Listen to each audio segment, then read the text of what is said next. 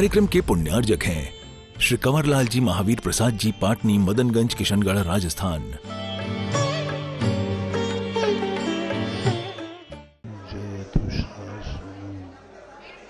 पंच परमेष्टि भगवान की आचार्य श्री गुरुवर कुंद महाराज की आचार्य श्री गुरुवर विद्यासागर जी महाराज की जय। बोले परम पूज्य तीर्थ चक्रवर्ती निर्यापक समण मुनि पुंगा 108 श्री सुधा सागर जी महाराज की जय हो। नमोस्तु गुरुदेव, नमोस्तु। बोले परम पूज्य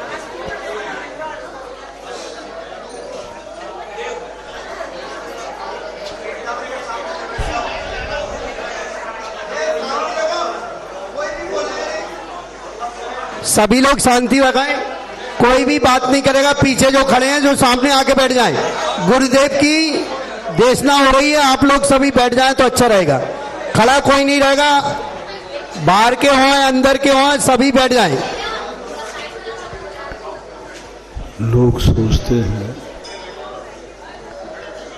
कि समय बदलता है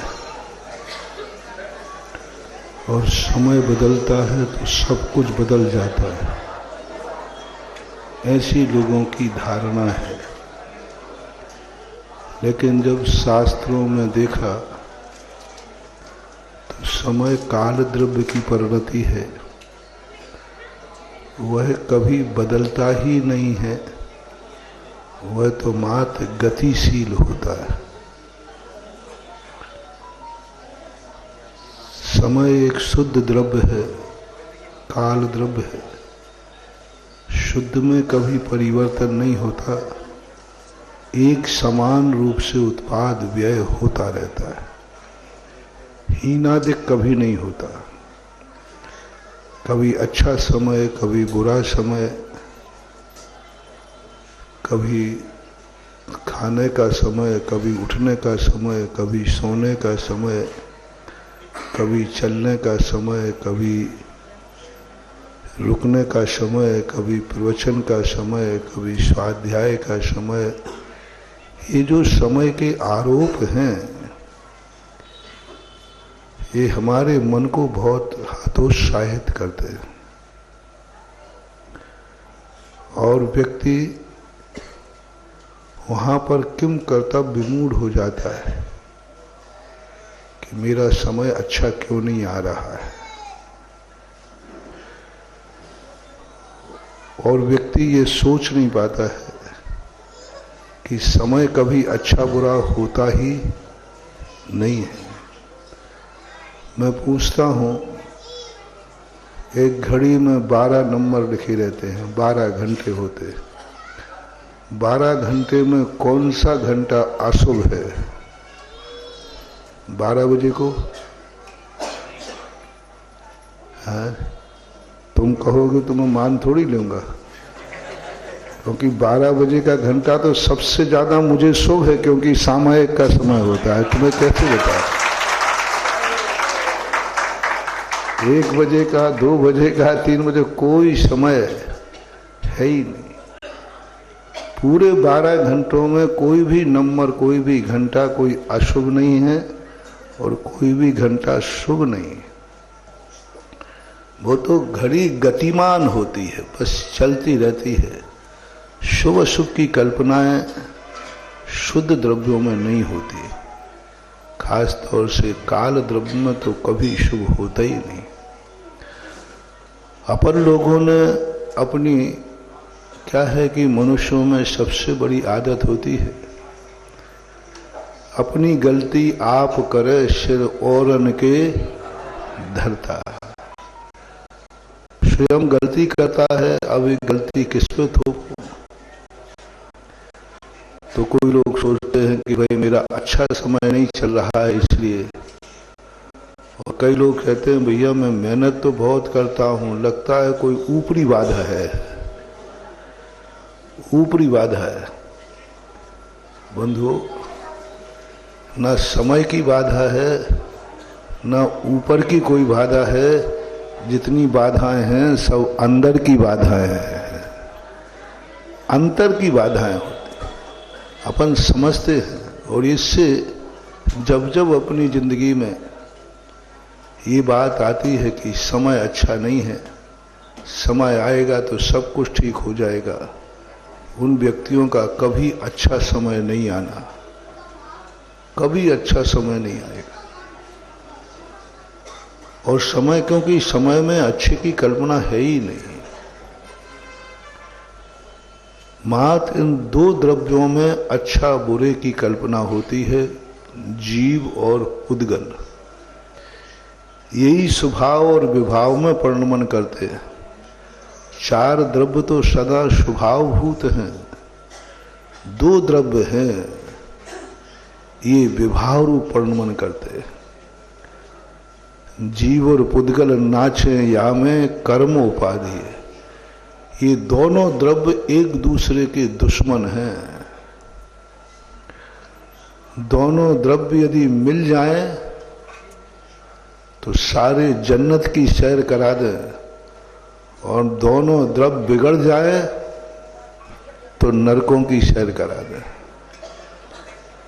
इन दोनों द्रव्य, ये दो व्यक्ति हैं, दो वस्तुएं हैं संसार में जो सब कुछ अच्छा और बुरा करते हैं। सब कुछ जो कुछ भी है, जितना भी तुम्हारा कोई कभी कुछ बिगाड़ेगा तो पुद्गल द्रव्य बिगाड़ेगा, और पुद्गल को भी कभी कोई बिगाड़ेगा तो कोई ना कोई जीव द्रव्य बिगाड़ेगा। जीव ही पुद्गल की दुर्दशा करता है। वही पुद्गल को जिस प्रकार से निम्न स्तर पर ले जाता है। अपना उपभोग का साधन इस जीव ने पुद्गल को बनाया है। पर पुद्गल भी बदला लेता है कि तूने मुझे सताया है तो मैं तुझे सुखी रहने नहीं दूंगा, तो वो भी आकर के कर्मबंध होता है।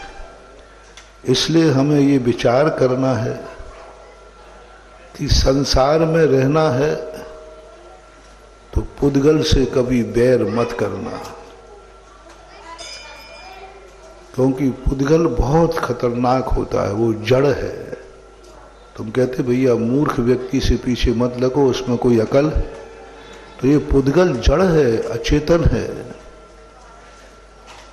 इसके प्रति इसलिए सबसे ज्यादा जब व्रत दिया गया 12 व्रतों का, तो परिग्रह परिमाण व्रत दिया गया।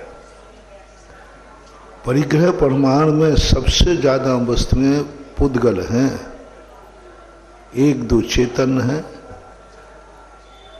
धन धान दासी दास वास्तु क्षेत्र आदि ये सब जड़ हैं, दो दासी दास हैं सामान्य रूप से, बाकी अचेतन है।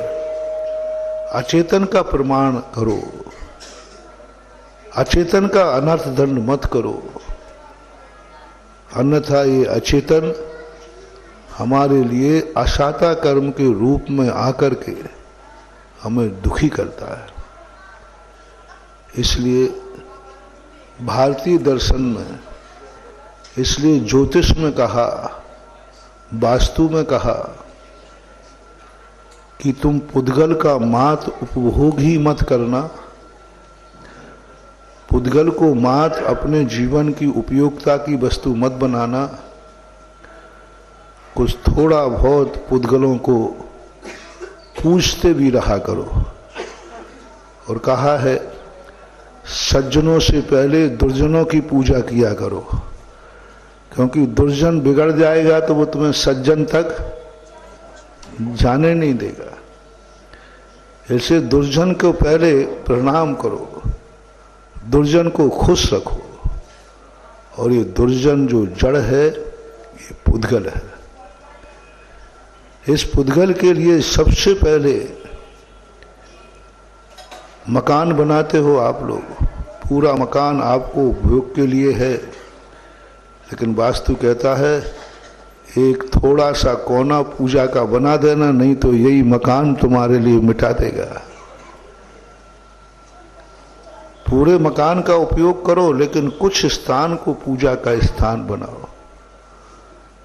जिससे पुद्गल नाराज ना हो जाए, पुद्गल ये ना कहे कि ये हमारा मात उपयोग ही कर रहे हैं, कुछ हमारे लिए भी स्थान दे रहे हैं। वैष्णव दर्शन में तो सारे जितने भी पुद्गल चीजें हैं सबको देवता का रूप दे दिया। जैन दर्शन ने देवता का रूप तो नहीं दिया, लेकिन बार बार कहा कि पुद्गल का अनादर मत करना, जीवा जीवाधिकरण।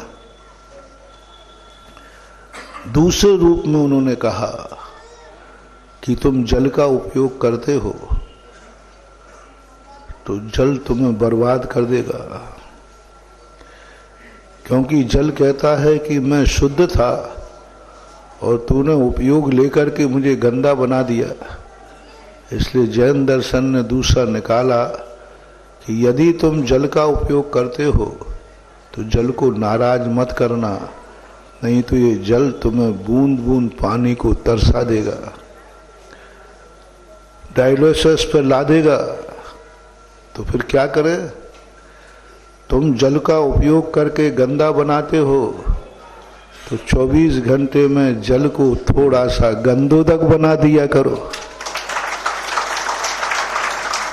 तो कम से कम जल कहेगा तो इसने गंदा भी बनाया, लेकिन गंदोदक भी बना दिया।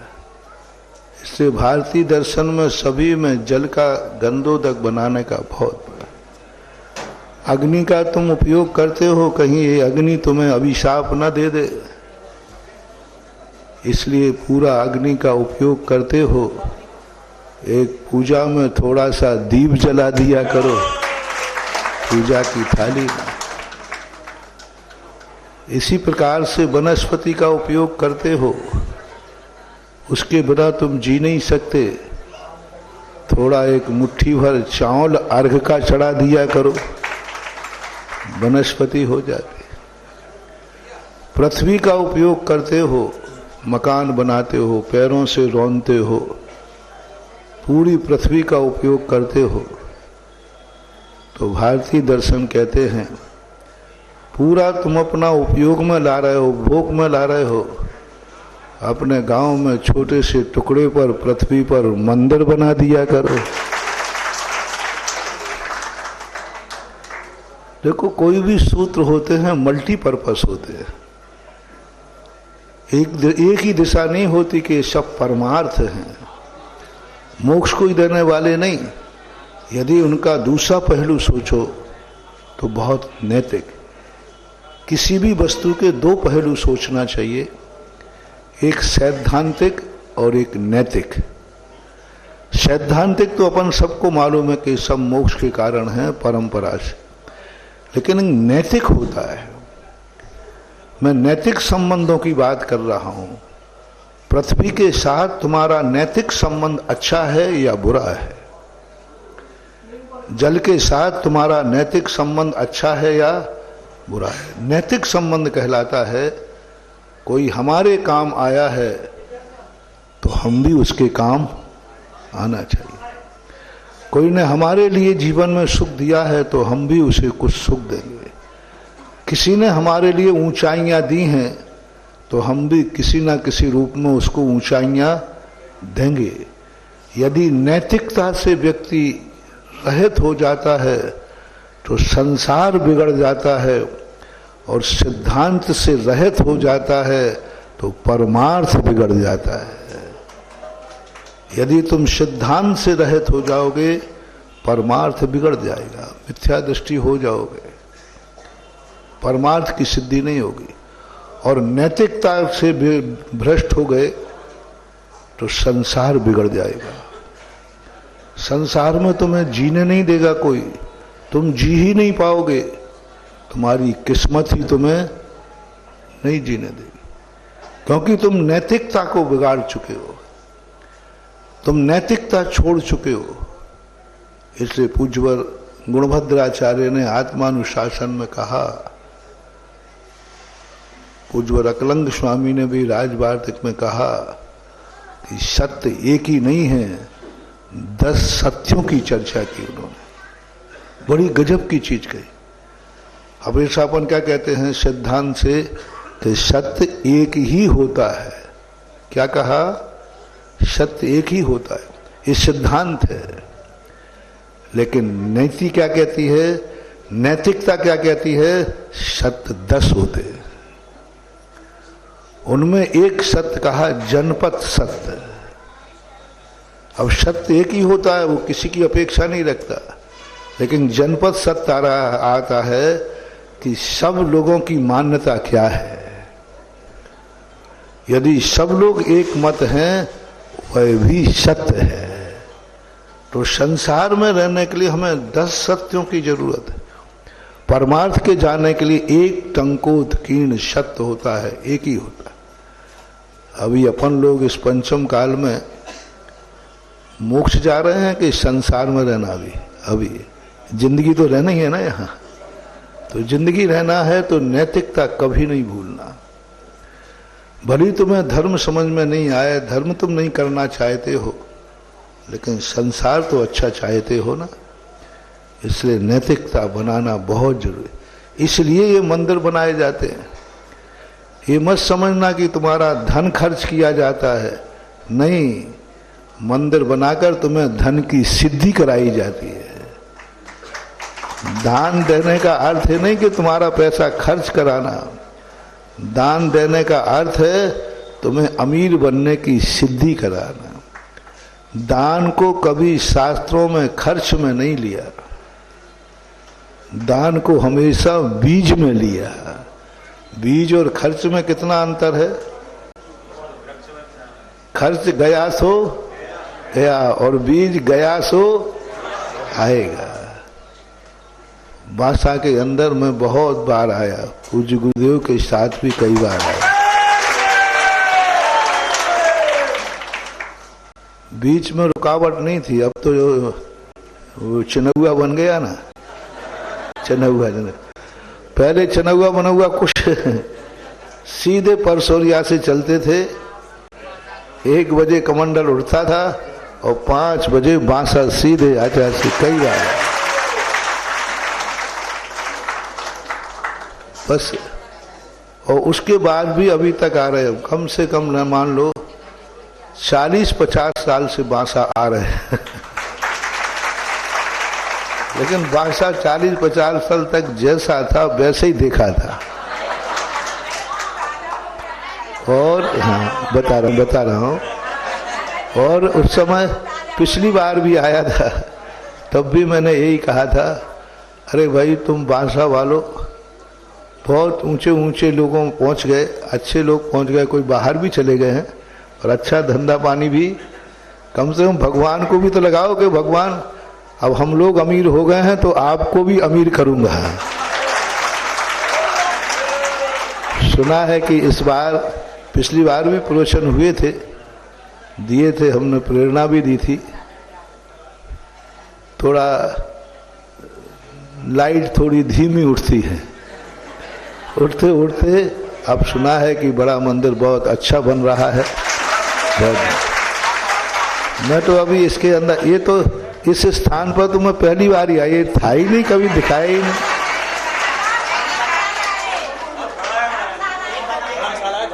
अभी बन गई है, पहले तो ये नहीं थी।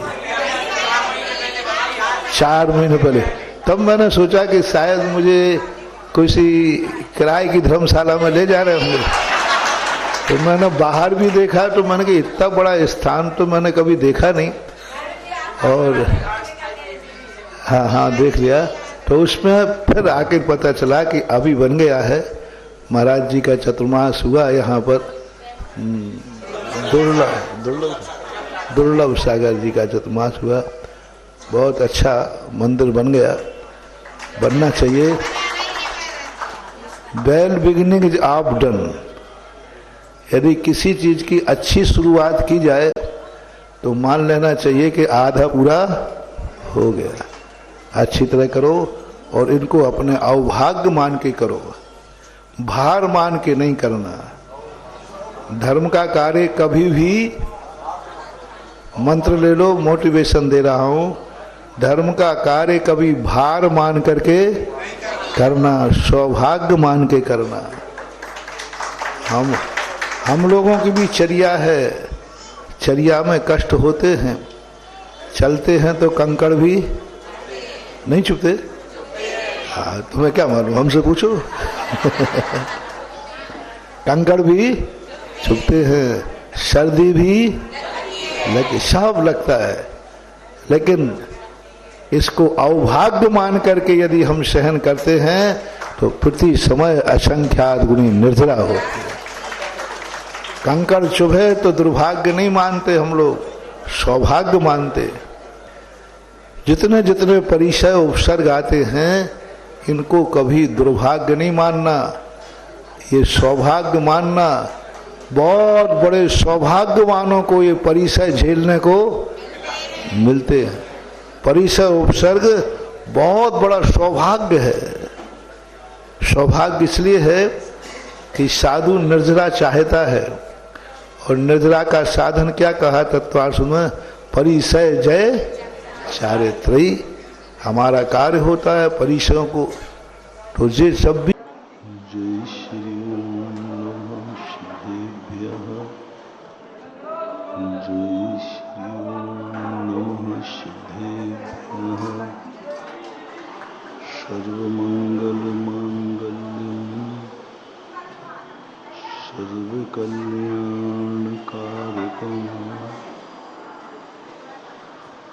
प्रधानं सर्वधर्माणां जैनं जयतु शासनं, जैनं जयतु शासनं।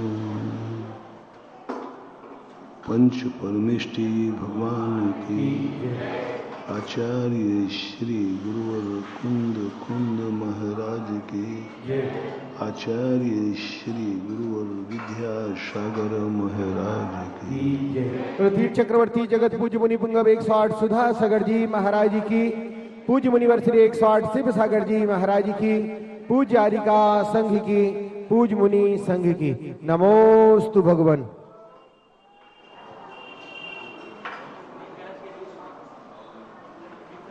अपना प्रसंग चल रहा है कि सारी जिंदगी में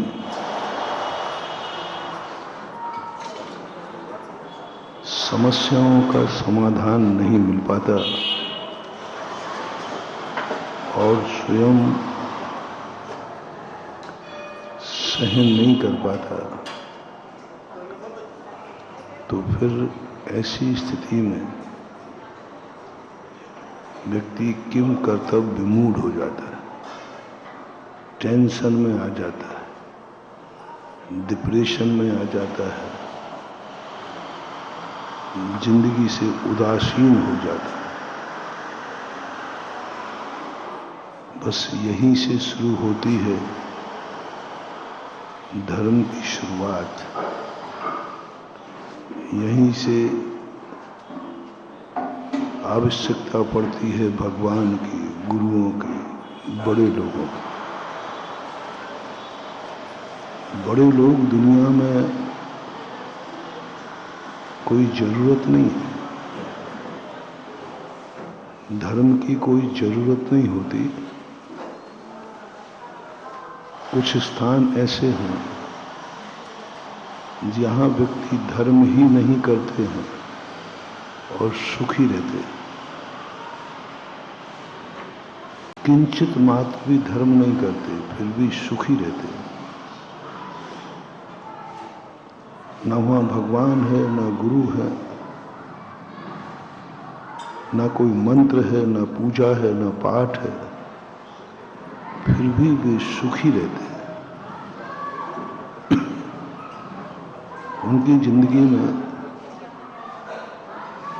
यहाँ तक कि माँ बाप भी नहीं होते फिर भी वो अनाथ नहीं होते, परिवार नहीं होता फिर भी अनाथ नहीं होते। बड़ी विचित्रता है। डॉक्टर नहीं रहते फिर भी बीमार नहीं होते,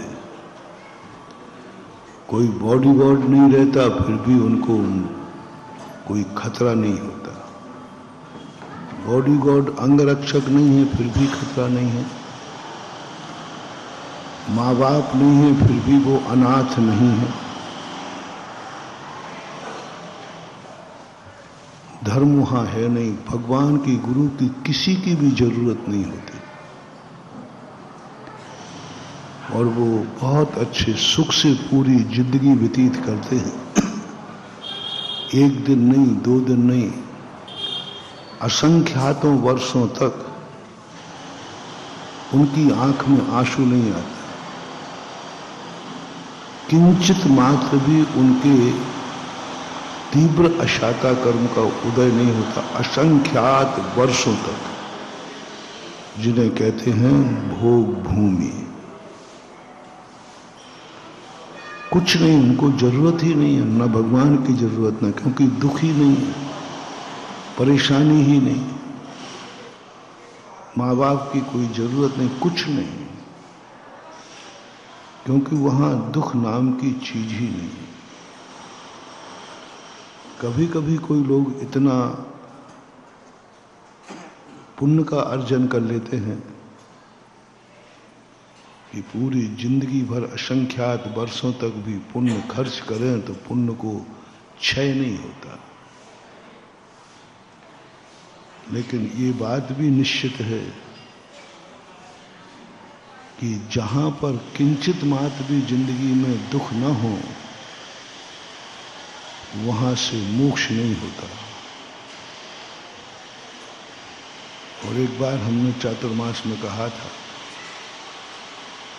किस्मत से मिलने वाला सुख हमें धर्म से वंचित कर देता है।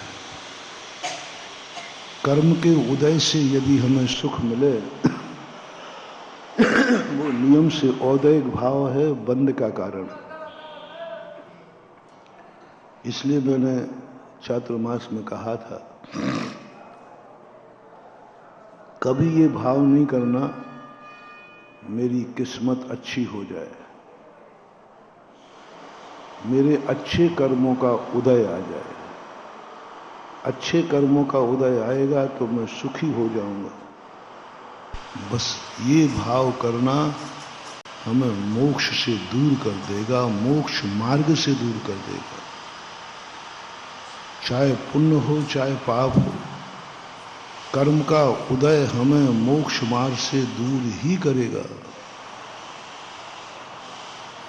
इसलिए हमारे लिए हमें अपनी किस्मत अच्छी नहीं बनाना है, हमें स्वयं अच्छा बनना है। हमें नहीं बनाना है कौन बाहर से, कौन किस समय हमें किस रूप में कर दे, कर्म का कोई भरोसा नहीं, कभी भी धोखा दे दे। एक भाव में साथ दे दे, बाद में फिर धोखा दे देगा। इसलिए सम्यक दृष्टि मुमुक्षु लोग जो रहते हैं, किस्मत नहीं बनाते, कर्म के भरोसे नहीं रहते, पुण्य को भी उपेक्षा कर देते हैं। क्योंकि ये पुण्य भी हमें, जैसे भोग भूमिया जीव को जिंदगी में कभी दुख नहीं आना, बोले जिनके जीवन में दुख नहीं आएगा उनको मोक्ष नहीं मिलेगा। मोक्ष मिलेगा ही नहीं, क्योंकि उनके जीवन में दुख नहीं है, उनके जीवन में खतरा नहीं है, उनका जीवन पराधीन नहीं है, उनको किसी का सहारा नहीं लेना पड़ता। जो किसी का सहारा नहीं लेते हैं उनको मोक्ष नहीं मिलता। जो किसी के सहारे की जरूरत नहीं समझते हैं वे कभी मोक्ष के अधीन होकर स्वतंत्र नहीं रह सकते। इसलिए कर्म भूमि से मोक्ष है, क्योंकि यहां 24 घंटे खतरे हैं। भोग भूमि से मोक्ष नहीं है, क्योंकि वहां कोई खतरा नहीं है। यहां कभी भी व्यक्ति अकाल में मर सकता है। जहां अकाल में लोग मर सकते हैं वहां से मोक्ष के दरवाजे खुलते हैं। जहां निश्चित हो गया कि जिंदगी में ये कभी अकाल में नहीं मरेगा, तो उसको मोक्ष नहीं हो सकता, संलेखना नहीं हो सकती, वृत्ति नहीं बन सकता, क्योंकि वृत्ति वही बनेगा जो कभी भी मर सकता है। जिसको ये पता है कि मैं जिंदगी मरनी ही नहीं है, असंख्यात, उनको मोक्ष नहीं। इसलिए खतरे हमारी जिंदगी में नुकसानदायक हैं ऐसा मत समझना, दुखदायक हैं ऐसा मत समझना। इन्हीं दुखों की बदौलत तो हमारा धर्म टिका हुआ है। हमें धर्म की जरूरत कहां थी? यदि बालक समर्थ होता भोग भूमि जैसा, तो माँ बाप की भी जरूरत नहीं थी। क्या जरूरत थी? वो इतना पुण्यात्मा है, वहां मच्छर होते नहीं, कीड़े होते नहीं, हिंसक प्राणी होते नहीं। बच्चे को यही डर है कि भाई कोई खा जाएगा मच्छर का। वहां कुछ भी नहीं है, ऐसे स्थान पर नहीं। पर यहां जरूरत है। यहां पर बच्चे को माँ बाप नहीं मिले तो बच्चा जिंदा नहीं रहेगा, कोई भी उसको मिटा सकता है। इससे फायदा है कि अपने लिए धर्म और मोक्ष जाने के दोनों साधन हैं। अब समस्या ये है कि हम अपनी जिंदगी को कैसे करें। संकट सहन तो होते नहीं, आकुल व्याकुल परिणाम हो जाते हैं, आर रोध ध्यान हो जाता है, और संकट आए बिना रहेंगे नहीं, ये भी पक्का है। कोई भी नहीं कह सकता, मुनि महाराज भी नहीं, तीर्थंकर भी नहीं कह सकते कि मेरी जिंदगी में कोई संकट नहीं आएगा। उनकी जिंदगी में भी आया। महातपस्वी थे, महातपस्वी थे, भावलिंगी थे, 63 रिद्धियों के धारी थे, फिर भी उनके ऊपर भी संकट आए। 63 रिद्धियां थी, 10 अतिशयकारी थे, सर्वशक्तिमान थे, फिर भी उनको संकट झेलना पड़ा। आदिनाथ 63 रिद्धियां लेकर के आहार नहीं मिल रहा है। 63 रिद्धियां होकर के इतनी भी किस्मत खराब, इतनी किस्मत साथ नहीं रही।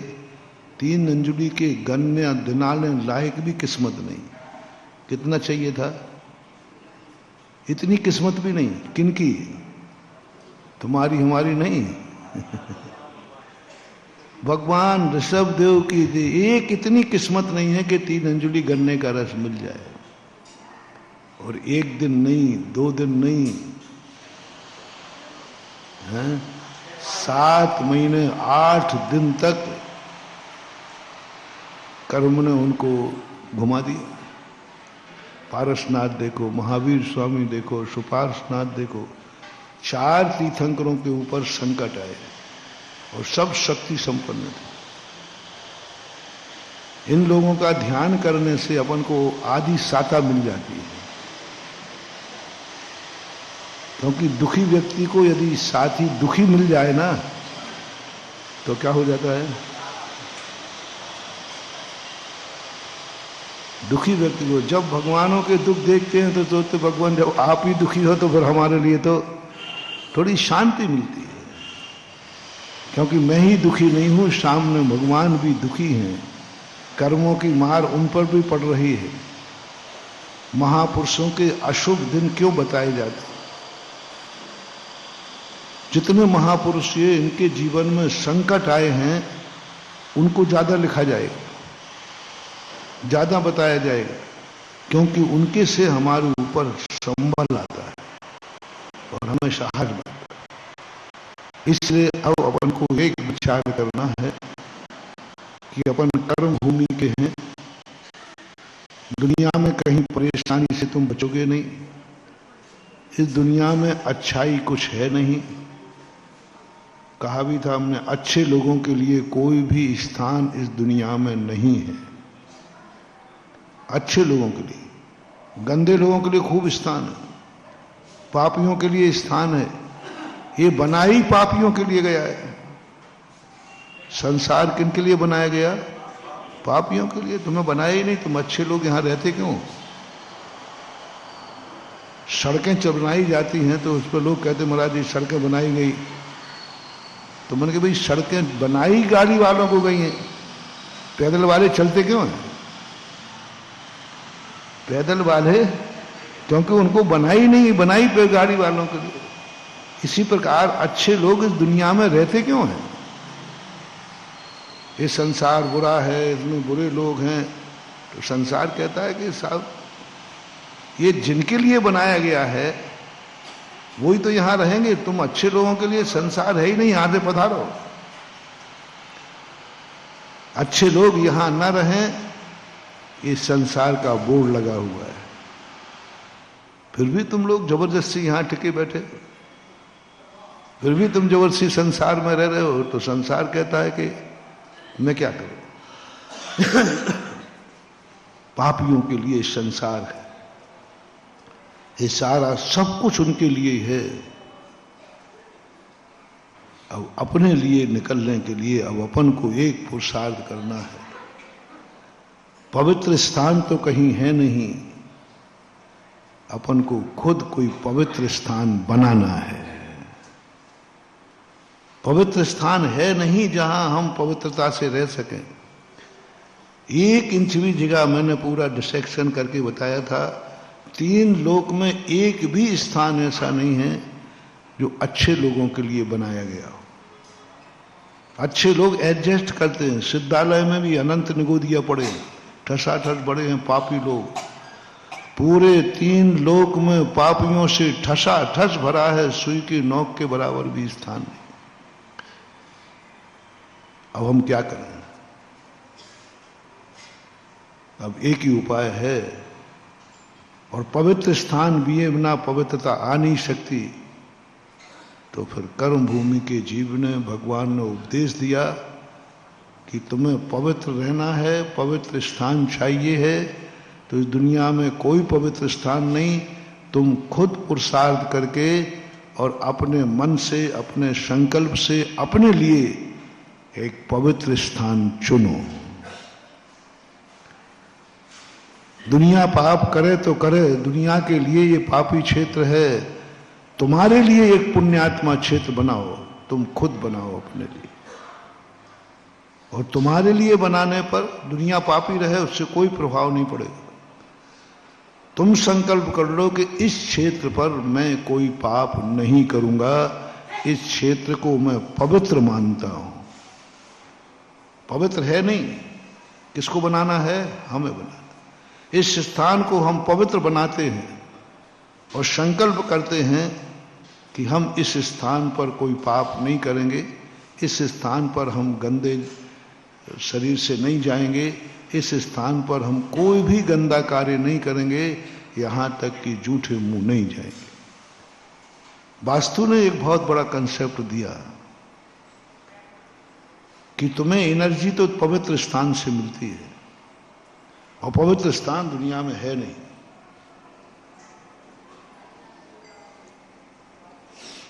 तुम अपना घर होता है ना,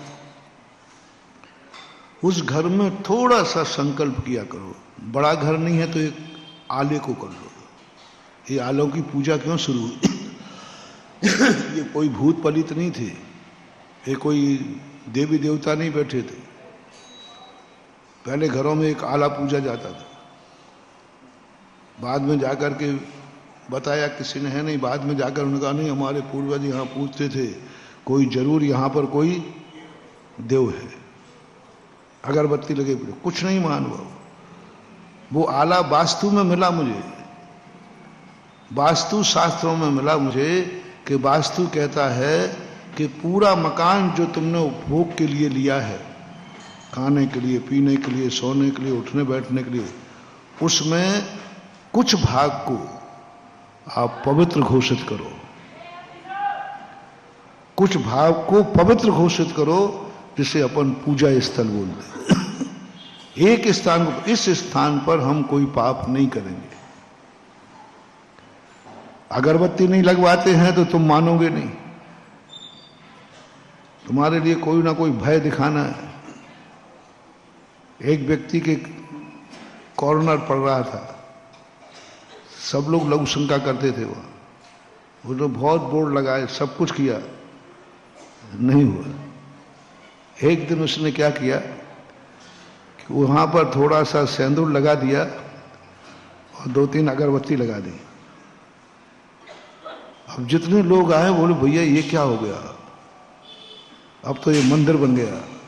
अब वहां कोई लघु शंका नहीं करते सब।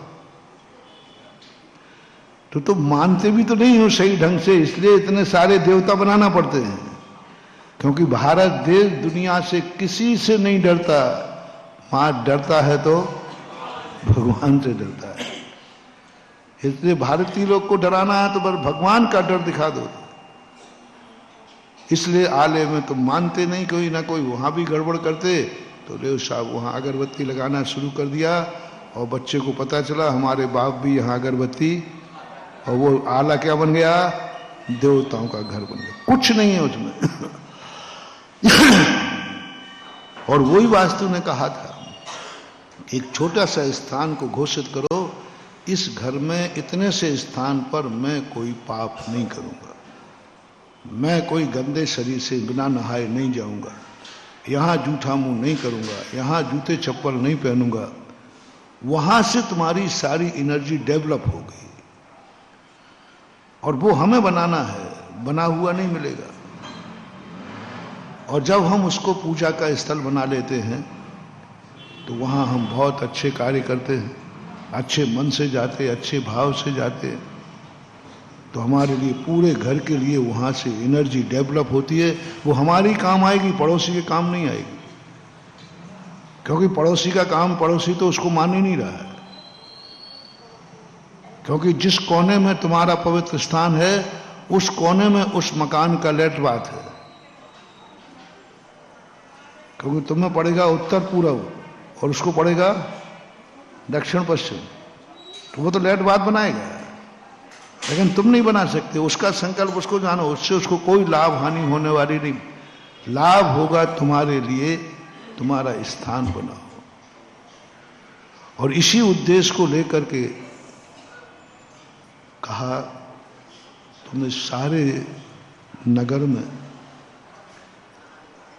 नगर में तुम व्यापार धंधा करते हो, राग द्वेष करते हो, परिग्रह काम करते हो, जो कुछ भी करते हो, पूरा नगर तुम्हारे लिए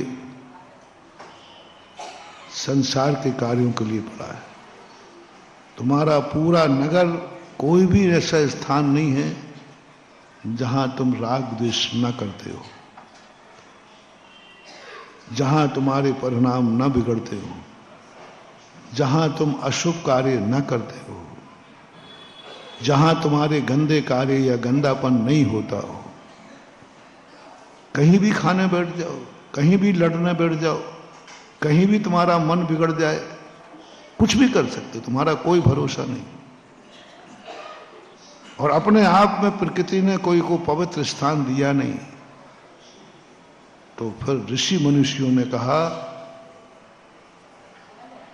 तुम पाप तो छोड़ोगे नहीं, लड़ना भिड़ना भी छोड़ोगे नहीं, राग द्वेष कसाएं छोड़ोगे नहीं,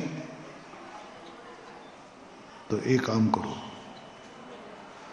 पूरे नगर में एक स्थान चुन लो, सब बैठ करके सामूहिक पाप करो। घर एक व्यक्तिगत पाप का स्थान है, घर एक व्यक्तिगत राग द्वेष सीमित है, नगर तुम्हारे लिए ही नहीं है।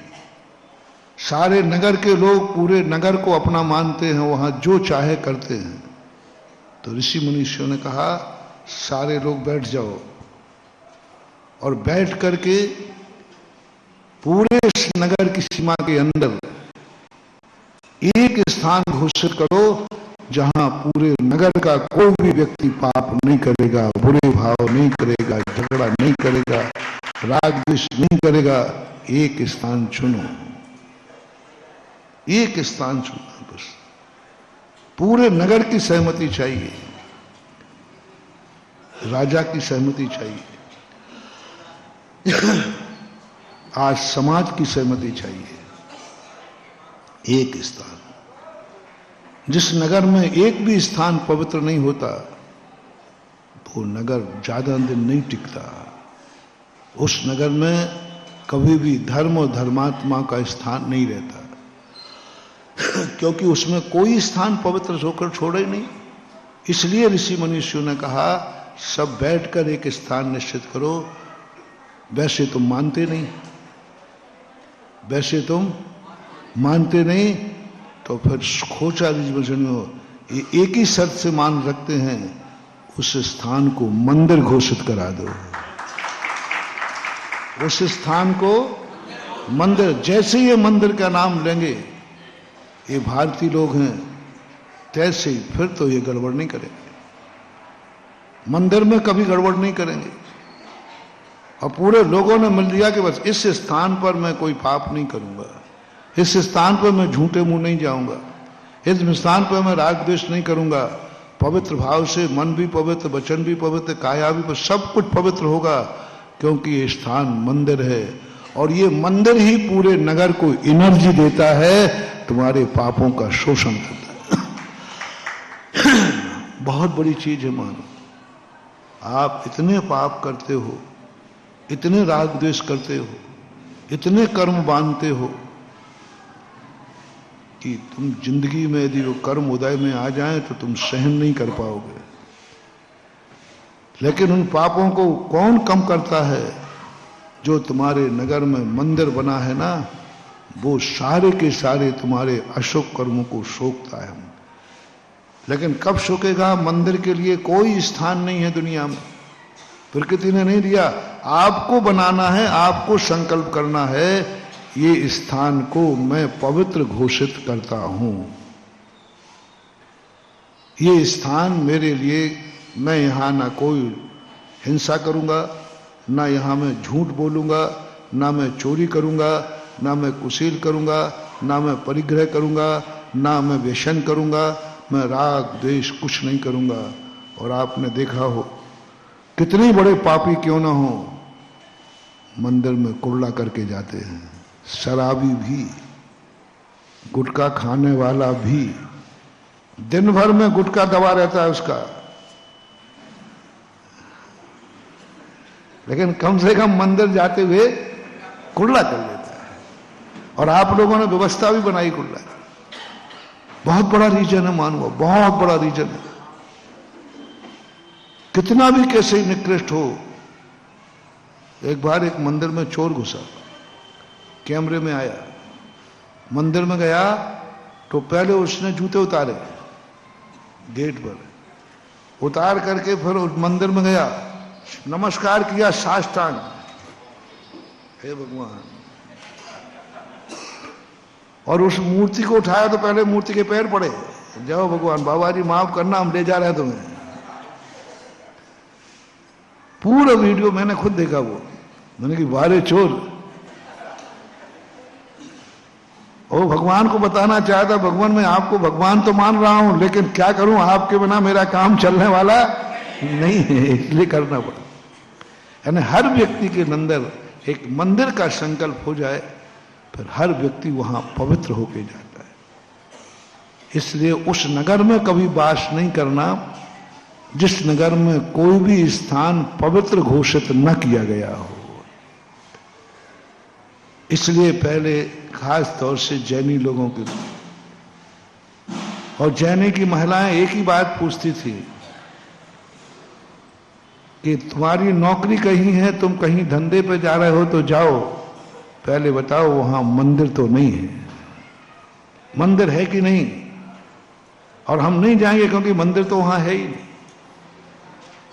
और जहां मंदिर नहीं है, हमारे बच्चों की सुरक्षा नहीं है, संस्कार नहीं है, मंदिर नहीं है। महत्व एक तो सज्जन लोगों को हमेशा ध्यान रखना चाहिए, जिस नगर में देवता का स्थान ना हो, वो नगर यदि सोने का भी हो तो वहां वास नहीं करना, क्योंकि वहां के लोग, वहां का नगर पवित्र स्थान से घोषित नहीं है। इसलिए ये मंदिरों की परंपरा चली है। देवताओं को भी मंदिर बनाना पड़ा। एक भी स्थान नहीं है जिसमें उनका मंदिर न हो। जितने भी देवता हैं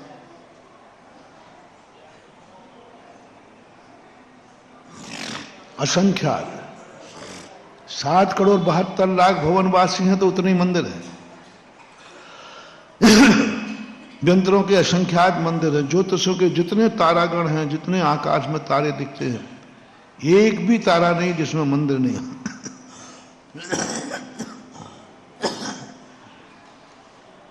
अकितरूम से असंख्यात मंदिर है। ये आकाश में जो टंगे हुए हैं ना तारे, जो भी मंदिर तो तारा देखो उसमें मंदिर है। बिना मंदिर के देवता रह ही नहीं सकता, क्योंकि वो सज्जन है। देवता को दिव्य पुरुष बोलते हैं।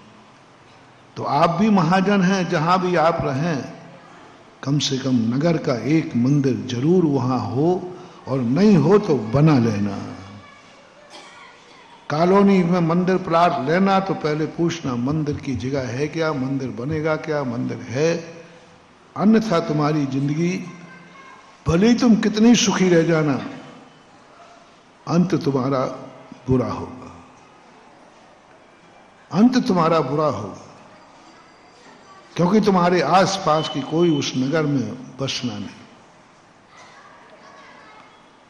तो ये मंदिर की आई। यदि आपका व्यापार क्षेत्र बड़ा है, यदि आप घर तक सीमित हैं, आप डरे नहीं। आपके घर में एक छोटे से स्थान को पवित्र घोषित कर देना, वहां एक स्वस्तिक बना देना, एक मंगल का कलश स्थापित कर देना, और नियम ले लेना, इस स्थान पर मैं कभी गंदा करूंगा, गंदे शरीर से नहीं आऊंगा। बस इतना सा कर लेना। और यदि तुम चाहते हो कि हमारा व्यापार तो घर से बाहर भी है, हमारे घर में दुकान ही थोड़ी, हमारे तो घर के बाहर दुकान है, ऑफिस घर के बाहर है, लेन देन बाहर के लोग आएंगे, ग्राहक बाहर से आएंगे। तो आप पूरे नगर में, यदि आपका व्यापार धंधा है, पूरे नगर से आप आजीविका करते हैं, पूरे नगर में आपके संबंध हैं, दोस्त यार हैं, रिश्तेदार हैं, सबसे पूरे नगर से आपका व्यापार चलता है, तो महानुभाव मैं बहुत अच्छी तरह कह रहा हूं, किसी एक स्थान को पवित्र स्थान घोषित कर देना, फिर तुम पूरे नगर में जो कुछ भी करोगे वो मंदिर तुम्हें संभालेगा। मैं मंदिर का नाम नहीं ले रहा हूं, मैं तो पवित्र स्थान घोषित करो कि इस स्थान पर अब जितना बड़ा शहर हो, जितना बड़ा तुम्हारा व्यापार हो, उस हिसाब से आपको घोषित करना। मतलब कहना चाहिए 1.1% हो कम से कम, अधिकतम 10%, मध्यम उत्कृष्ट 25% हो। आपका मकान में कर लीजिए 1%, मान लीजिए आपका 100 बाई 100 का मकान है, कितना हो गया? 10,000। 10,000 का 1% कितना हुआ? 100। तो बस 10 बाई 10 के स्थान को पवित्र घोषित कर देना। 10 बाई 10 स्थान को पवित्र घोषित कर देना। इस स्थान को मैं पवित्र घोषित कर दूं। छोटा हो तो उस तक, मध्यम है 10%, तो 10% में कितना हो जाएगा? 1,000 स्क्वायर फीट। 25% में कितना हो जाएगा? 2,500 स्क्वायर फीट के स्थान को पवित्र घोषित करना घर में। ये रेशो तो मैं दे रहा हूं, बहुत बड़ी। बाद में आके मत पूछना वास्तु मास्तु, हमसे अलग कमरे में कुछ मत पूछना, मैं सब कुछ प्रवचनों में बता देता हूं। क्योंकि कमरे में बताऊं तो झाड़ा फूंकी है, और प्रवचन में बताऊं तो उपदेश है। उपदेश से ले लो जो लेना है। जितने स्क्वायर फुट का मकान है उतना 1%, 10%, 25% आपको पवित्र स्थान घोषित करना है। बस आप पवित्र तुम वैसे नहीं रख सको, तुम्हारे बच्चे नहीं रख सकें, तो उसको पूजा गृह नाम दे दो। वहां कुछ मांगलिक चीज रख दो, भगवान को नहीं रखना। भगवान की फोटो रख देना, भगवान की फोटो रख देना, क्योंकि पवित्र स्थान में और भगवान के स्थान में अंतर है। पवित्र स्थान जितना घोषित करो उतने में ही रह जाता है, लेकिन पवित्र आत्माएं के लिए जितने में बैठती हैं उतना नहीं, उनसे जितना उनकी साइज है उससे 12 गुना क्षेत्र पवित्र चाहिए, 12 गुना। भगवान को यदि तुमने बैठा लिया तो चारों तरफ 12 गुना, यानी भगवान की मूर्ति आपने 9 इंच की बैठा ली, और जो कमरा आपने भगवान के बैठने को निश्चित किया है उससे 12 गुना चारों तरफ आप कोई गंदा कार्य नहीं कर सकते, आप शयन नहीं कर सकते, आप भोजन नहीं कर सकते, आप जूते चप्पल नहीं उतार सकते, आप जूठे नहीं जा सकते। मान लीजिए आपने कमरे को 10 बाई 10 का लिया, अब चारों तरफ 12 गुना करो। जैसे आपने 100 फुट लिया तो 100 का 12 गुना कितना हो जाएगा? 1200 स्क्वायर फीट में आप कुछ भी गलत कार्य नहीं करोगे, क्योंकि वहां भगवान बैठ गया है, वहां पवित्र आत्मा बैठ गई है। अब 1200 स्क्वायर फीट में आप पूरे चारों तरफ से रेडियस से लेकर के उसको पवित्र कीजिए।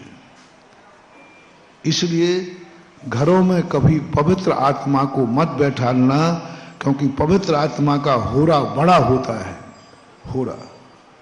होरा जानते हैं?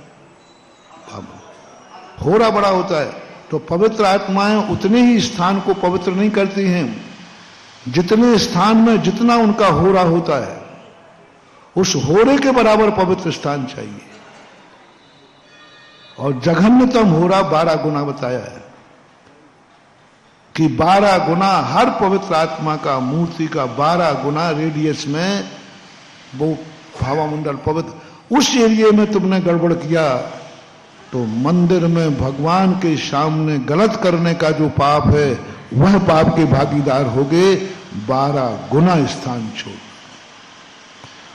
जितना मंदिर का संकल्प किया आपने पूजा करेगा, चारों तरफ रेडियस बनाओ 12 गुना। कठिन है कि नहीं? इसलिए घरों में कभी भगवान नहीं रखना। वे बड़े बड़े आदमी चक्रवर्ती अलग थे, जिनके मकान ही किलोमीटरों में थे, बाग बगीचा थे। तुम्हारा एक छोटा सा मकान है। आप देख लिए जिनके घरों में मंदिर होता है वो घर पीढ़ियां खत्म हो जाती। महाराष्ट्र, दक्षिण भारत जाइए, हर घर में भगवान बैठे हैं छोटे से जैनियों के। आप देखो दरिद्रता कितनी है, गरीबी कितनी है, परेशानी कितनी है, कितनी परेशानी, कितनी दरिद्रता है। क्या कारण है? मूल कारण है कि तुम 12 गुना स्थान छोड़ो भगवान को बैठा ला है। तुम तो बाजू कमरे में भगवान रखे, बाजू कमरे में तुम बैठे हो, लेट बात बने, खाना पीना कर रहे, जूते चप्पल चल रहे, इसलिए वो बर्बाद हो जाते हैं।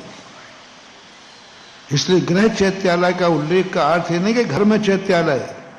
गृह चैत्यालय का अर्थ होता था निजी चैत्यालय। चक्रवर्ती आदि राजा महाराजा, उनकी रानियां, बच्चे बाहर नहीं जा सकते थे तो उनका खुद का मंदिर बना लिया जाता।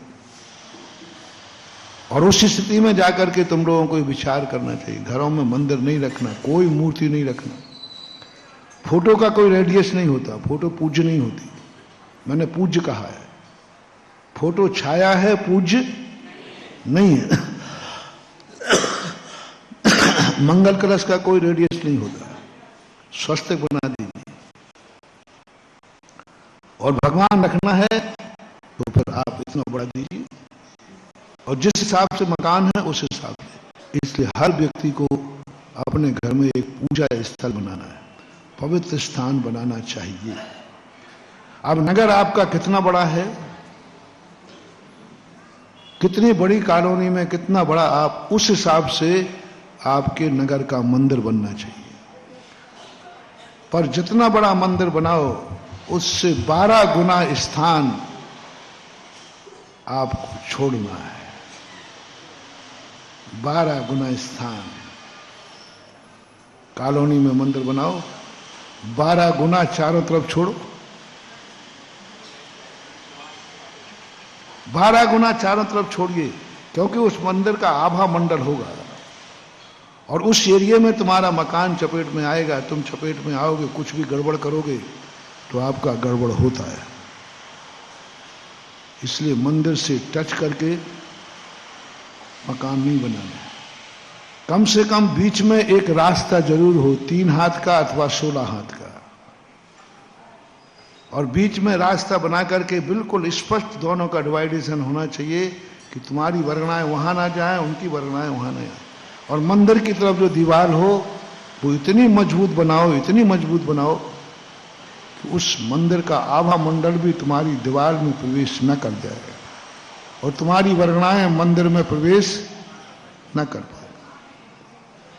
तो एक नगर का मंदिर आपको घोषित करना है, जिसे आपको अपना मानना है कि यह मंदिर से मैं अपना संकल्प करता हूं, ये मंदिर से हमारा जुड़ाव होगा, ये मंदिर हमारे कुल का इष्ट होगा, इस मंदिर के अंतर्गत हम आएंगे।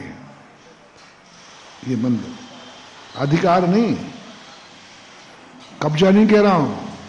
हाँ, नहीं तो तुम तो मार महाराज, इसलिए तो हम सागर वालों ने सब कब्जे करके रखे हैं। कब्जा नहीं कह रहा हूं, आपको मानना है कि मैं इस मंदिर के अंतर्गत, इस मंदिर में हम पूजा पाठ करेंगे, इस मंदिर में हम कभी राग द्वेष नहीं करेंगे। मोटिवेशन, जिस मंदिर को तुमने अपना मान लिया है कि ये मंदिर के अंतर्गत आते हैं, आज नियम ले लेना महानुभाव, उस मंदिर में कभी राग द्वेष नहीं करना, उस मंदिर से राग द्वेष नहीं करना। परसों हमने सभी मंदिरों को कहा था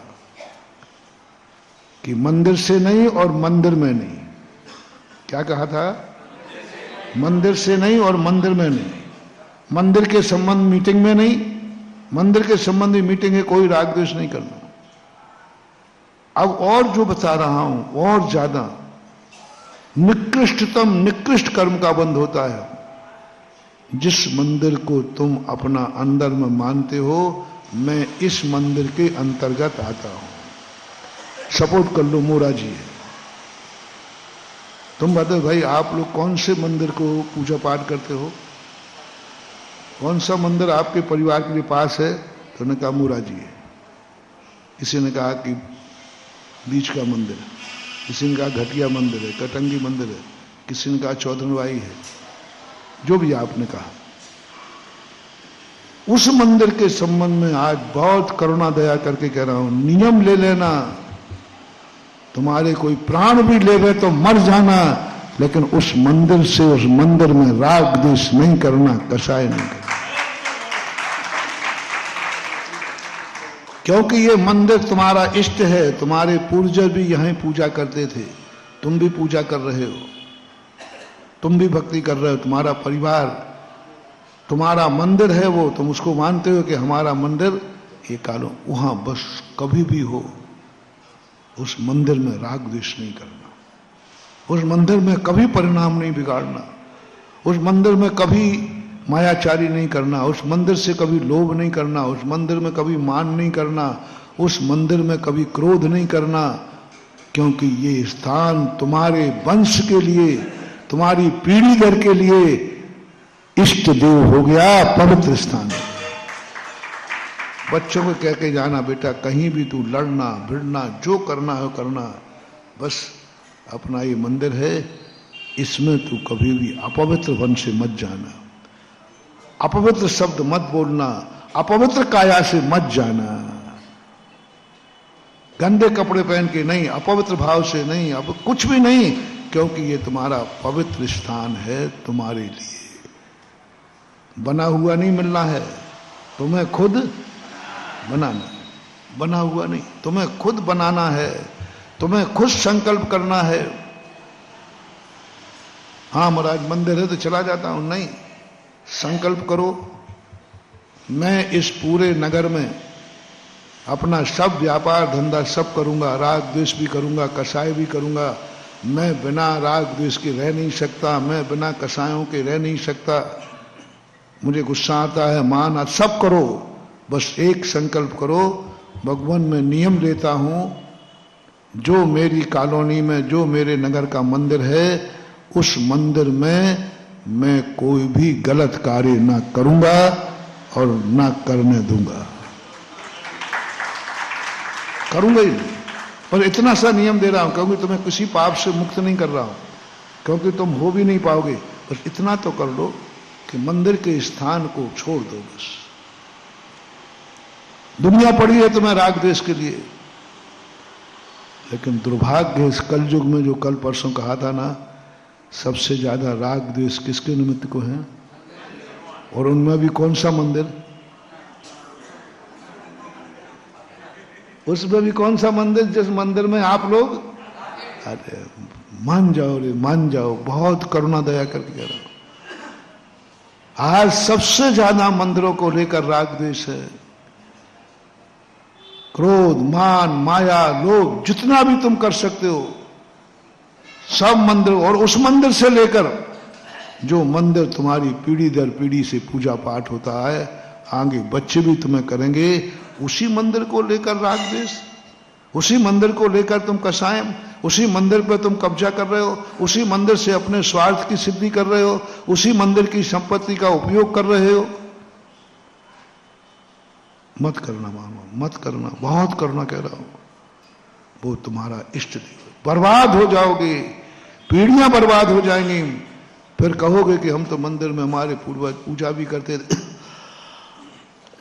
हमारे लोगों ने तो मंदिर बनाया भी था, फिर भी हम बर्बाद हो गए। क्यों हो गए बर्बाद? क्योंकि तुमने उस मंदिर के प्रति बहुत भाव नहीं करना। संकल्प करना है, ऐसे नहीं संकल्प करना है, मुझे कुछ भी हो जाए मैं इसके अंदर तो अपने परिणाम नहीं बिगाड़ूंगा, क्योंकि ये मंदिर को मैं अपना मानता हूं, हमारे पूर्वज मानते थे, हमारे बच्चे भी इतना कर रहे। इन राग द्वेषों को, सब कसायों को मिटाओ, और कसाय होती है तो मंदिर छोड़ दो, कसाय होती है तो उसमें जाओ मत, मीटिंग में मत जाओ, क्योंकि कसाय हो जाती है। मैं इस मंदिर के संबंध में कोई राग द्वेष नहीं करूंगा, ऐसा आपका स्थान चयन होना चाहिए। यदि आपका स्थान बड़ा है, सागर से बाहर भी आपका धंधा पानी चलता है, सागर के बाहर भी आपके रिश्तेदार हैं, सागर के बाहर से भी आप सुखी दुखी होते हैं, आपका कितना बड़ा स्थान है, कितना क्षेत्र है। यदि आप सागर के बाहर भी पाप करते हैं, राग द्वेष करते हैं, कषायें करते हैं, परिग्रह कमाते हैं, रिश्तेदारी है, दुश्मन भी हैं, और सागर के बाहर भी तुम्हें खतरा है, घर में खतरा है, नगर में खतरा है, घर का खतरा, घर का पवित्र स्थान बचाएगा, वो पवित्र स्थान बचाएगा। नगर का खतरा है, तुम्हारा इष्ट चैत्यालय बचाएगा। अब क्या तुम्हें सागर के बाहर खतरा है? क्या सागर के बाहर आप जाते हो? बोलो, जाते हो? धंधा पानी भी, रिश्तेदारी भी, राग द्वेष भाव भी बाहर हो सकते हैं कि नहीं? खतरा भी है कि नहीं है? तो महानुभाव, नगर के बाहर यदि तुम्हारा है, तो जिस एरिया का आपका क्षेत्र है, जितने एरियो से आपके संबंध है, एक तीर्थ क्षेत्र को अपना बना लेना। मैं इस तीर्थ क्षेत्र पर कोई पाप नहीं करूंगा। एक तीर्थ क्षेत्र, आपका एक तीर्थ क्षेत्र होना चाहिए, एक मंदिर आपका होना चाहिए जो आपका इष्ट देव है। और इष्ट देव बनाने का तरीका मैंने बताया था, सुबह उठकर उनके दर्शन किए बिना कोई कार्य मत करना। जब भी कोई कार्य करो, वहां श्रीफल चढ़ाए बिना कोई कार्य मत करना। इष्ट बनाने का अर्थ होता है, जैसे रिश्तेदारी होती ना, रिलेशनशिप, रिलेशनशिप का अर्थ क्या होता है? हर सुख दुख में वो तुम्हारे पास आवे और सुख में तुम उसको बुलाओ, इसका नाम है रिलेशनशिप। रिलेशनशिप की परिभाषा क्या है? सुख के दिनों में तुम उसको और दुख के दिनों में वो तुम्हारे पास आवे। बस ये है रिलेशनशिप की परिभाषा। इसलिए आपके यहां परंपरा है कि जब भी कोई सुख का दिन होता है आप रिश्तेदारों को बुलाते हो कि नहीं? बुलाते हैं, ये रिलेशनशिप। और जब दुख की घड़ी आए तो तुम बुलाते नहीं, वो अपने आप आता है। बस यही स्थिति, भगवान से रिलेशनशिप करना है। रिलेशनशिप करना है तो जब भी तुम्हारे यहां सुख का कोई कार्य हो, भगवान को बुलाओ, आमंत्रित करो, भगवान आओ, मेरे यहां सुख का कार्य है। आज यहां मेरे यहां नागल हो रहा है, आज मेरे यहां शादी विवाह है, आज मेरे यहां खुशखबरी है, आज मेरा जन्मदिन है। कोई भी कोई कार्य हो, अपने रिलेशनशिप भगवान से बना लेना। दो भगवान होते हैं, एक आराध्य भगवान होता है और एक रिश्तेदार भगवान होता है। एक इष्ट, जिसे हमने क्या कहा, इष्ट देवता। और इष्ट देवता का अर्थ साहित्य भाषा में इष्ट देवता, तुम्हारी भाषा में रिलेशनशिप, रिश्तेदारी। संसार में सभी लोग हैं, लेकिन सभी से रिश्तेदारी है क्या? नहीं, रिश्तेदारी कुछ से होती। एक मंदिर को, जिसका रिश्तेदारी का अर्थ है तुम प्रतिदिन सुबह उठ करके दुनिया का कोई काम बाद में करोगे, पहले इष्ट देवता को जाके धोख दोगे। तुम कोई भी कार्य करोगे, पहली श्रीफल वहां चढ़ेगा, पहली पत्रिका वहां चढ़ेगी। जब तुम कहीं बाहर जाओगे तो अपने इष्ट देवता से कह के जाओगे, और जब आओगे तो वहां आकर के आभार मान करके घर में जाओगे। ये दो कार्य करना चाहिए। वो भगवान तुम्हारा रिलेशनशिप में आ गया, आपने सुख के दिन में उसको बुलाया है, वह भगवान दुख के दिनों में तुम्हारे पास रहेगा, बुलाने की जरूरत नहीं पड़ेगी। सुख के दिन में रिश्तेदार बिना बुलाए नहीं आता। ये हमें पता नहीं, तुम लोग बोलोगे, अरे क्या पता, आप लोग बड़े बेशरम हो, पता नहीं, ऐसे ही चले जाओ। अच्छा बताओ, रिश्तेदारी में कहीं से निमंत्रण नहीं आया तो भी पहुंच जाते हो, कैसे आ गए? अरे भाई विवाह था और हम नहीं आए। नहीं, सुख के दिनों में बुंदेलखंड है, पहले बुलौआ है, फिर चलौआ, फिर लेबौआ। हाँ,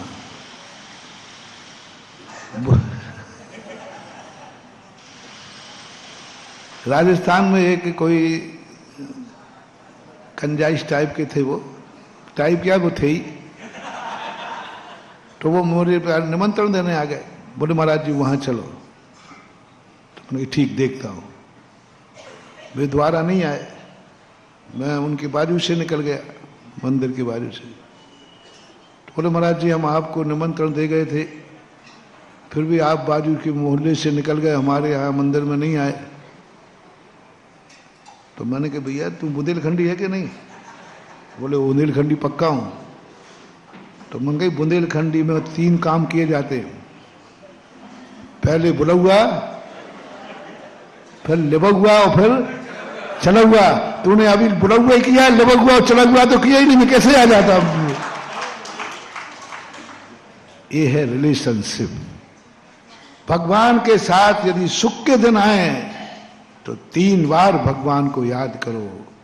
बुलौआ, बुलौआ का अर्थ होता है कार्य शुरू होने के पहले जिस दिन संकल्प किया है उस दिन जाकर के उनको सूचना दो कि भाई हमारे यहाँ शादी विवाह इस तारीख में है, तैयारी रखना। उसी दिन कही जाती कि पहले से कही जाती?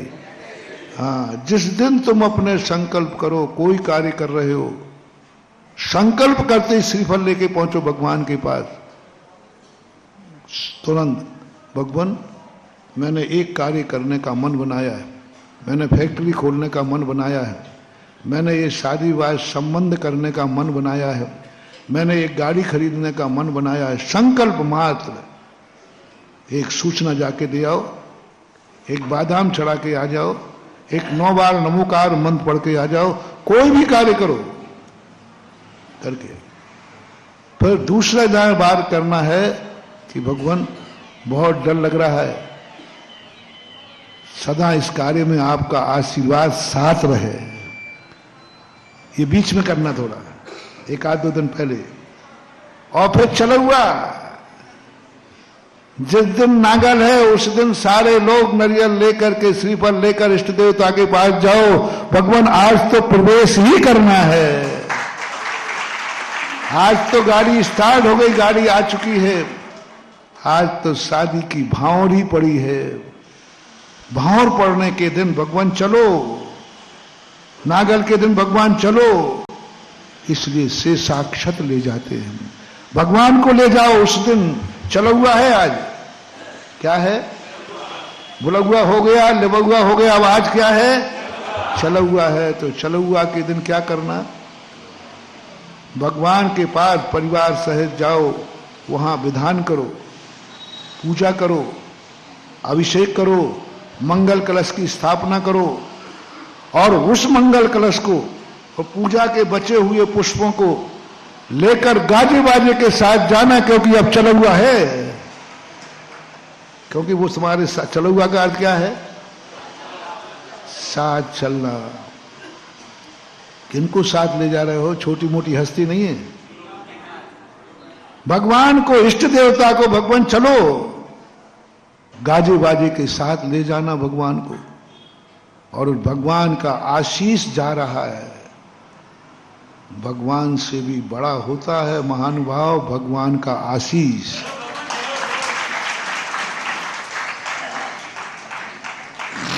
भगवान से भी बड़ा होता है, गुरु से भी बड़ा होता है गुरु का आशीर्वाद, गुरु से भी बड़ा होता है गुरु की आज्ञा। बोलो, गुरु बड़ा के गुरु की आज्ञा बड़ी? आज्ञा बड़ी होती है। गुरु बहुत छोटा हो जाता है जब 2 में निर्णय करना पड़े कि एक और गुरु है, एक और गुरु की आज्ञा है। तो सर्वश्रेष्ठ क्या है? आज्ञा। रामचंद्र जी के एक और पिताजी थे, एक और पिता की आज्ञा थी। आज्ञा मानूंगा तो पिता जाएंगे, और पिता को बचाता हूं तो आज्ञा जाएगी। स्पष्ट कह दिया था दशरथ ने कि बेटा मैं जिंदा नहीं रह पाऊंगा, चला जा वनवास। और हुआ वही, वैष्णव दर्शन के अनुसार हुआ वही। अब रामचंद्र जी समझ गए कि एक और पिताजी जाएंगे और एक और पिता की आज्ञा जाएगी। क्या खो दूं? प्राण जाए पर प्रण जाई, रघुकुल रीत सदा चली आई। रामचंद्र जी जान गए थे स्पष्ट कि पिताजी का मरण निश्चित है, लेकिन पिता की आज्ञा है वनवास की। पिता का मोह त्याग दिया और आज्ञा पालन करने के लिए चले गए। कभी 2 में से एक निर्णय करना पड़े, गुरु आज्ञा और गुरु, तो आज्ञा को चुनना बहुत बड़ी होती है। गुरु से भी बहुत बड़ी होती है आज्ञा। गुरु से भी, भगवान से भी बड़ा होता है भगवान का आशीर्वाद। आशीर्वाद, आशीर्वाद कहो, आज्ञा कहो, एक ही बात। आशीर्वाद लेके जाना है चलुआ में। आशीर्वाद क्या है? वो मंगल कलश, जिसे नांदी कलश बोलते हैं, नंदी कलश। वह कलश लो, पूजा के से साक्षात लो, गंधोदक लो, और उस आशीष को गाजे बाजे के साथ लेके जाना, बड़े ठाठ से लेके जाना। आशीष ले जा रहे हो। भगवान को ले जाने में तो तुम लोग शांति बरतते हो, लेकिन आशीष ले जाने में तो नहीं। आशीष ले जा रहे हो तुम, और उस आशीष को तुम अपने घर ले जाओ, और तुम्हारे प्रवेश होने के पहले उस आशीष को प्रवेश करा दो। लो, चला हुआ हो गया, भगवान प्रवेश कर गए। जाके उस कलश को स्थापन कर लो और पुष्पों को पूरे घर में फेंक दो। पूरे घर में भगवान का चला हुआ हो गया। ये किसकी विधि है? इष्ट देव की विधि है, रिलेशनशिप जोड़ने की। पूजा पाठ की नहीं कह रहा हूं, आराधना की नहीं कह रहा हूं, वो भगवान है। लेकिन ये रिलेशनशिप, इष्ट देवता बनाना है, इष्ट देव बनाना है। उनके बिना पूछे, उनके बिना कोई कार्य नहीं होगा। हर कार्य में ऐसे ही करो। शादी विवाह हो, वहां भी एक मंदिर में विधान करो कलश ले जाओ, पुष्प ले जाओ, जाओ सब जगह अपना कार्य करो। गाड़ी आ जाती है, उसका भी यही कहो, भगवान गाड़ी में चलो। आप तो जाओगे नहीं, लेकिन आपका आशीर्वाद, भगवान भली गाड़ी में नहीं बैठ सकते, लेकिन भगवान का आशीर्वाद तो, इसलिए मंदिर में जाकर के शेषाक्षत बचे हुए पुष्पों को अपनी गाड़ी पर क्षेपण करो, मंदिर में शांति धारा करो, छोटी सी पूजन करो, और पूजन करने के बाद उन पुष्पों को ले जाकर के उस केसर से लेकर, जिससे भगवान को श्रीकार लिखा था अभिषेक के समय, उस केसर को ले जाकर के गाड़ी पर एक स्वस्तिक श्री बना दीजिए और वे पुष्प डाल दीजिए। लोग गाड़ी में भगवान का आशीर्वाद प्रवेश कर गया, प्रवेश कर गया। दुनिया वालों से पूजन कराने की जरूरत नहीं है, उससे कुछ नहीं होने वाला है। आशीष प्रवेश कराओ और 3 कार्य करो, बुलौआ, लिबौआ और चलौआ। गाड़ी का जब संकल्प करो तब एक बार 9 बार नमोकार मंत्र पढ़ के आओ, भगवान गाड़ी लेने का मन है। जब बुकिंग करो तो एक बार जाके फिर कहे से भगवान करके आ गया हूं बुकिंग, करके बुकिंग। और तीसरी बार जब गाड़ी आ जाए तब तो भगवान को ही साथ ले जाना, चलो भगवान। वो कहता मैं नहीं जा सकता, नहीं मैं ले जाऊंगा, मेरे गुरु ने आपको ले जाने का तरीका बता दिया है, मैं आपको ले जाऊंगा। तो मैं गाड़ी में बैठूंगा, नहीं आपको गाड़ी में नहीं बैठा लूंगा, आपका आशीर्वाद गाड़ी में बैठेगा, आपका नाम गाड़ी में बैठेगा, आप नहीं बैठेंगे, आपका आशीर्वाद ले जाइए। भरत चक्रवर्ती को अपन समझ रहे हैं, बहुत खोपड़ी आगे के होते हैं, जितने धर्मात्मा होते हैं ना, इनको सीधा साधा मत समझा करो, ये सीधे साधे होते नहीं हैं।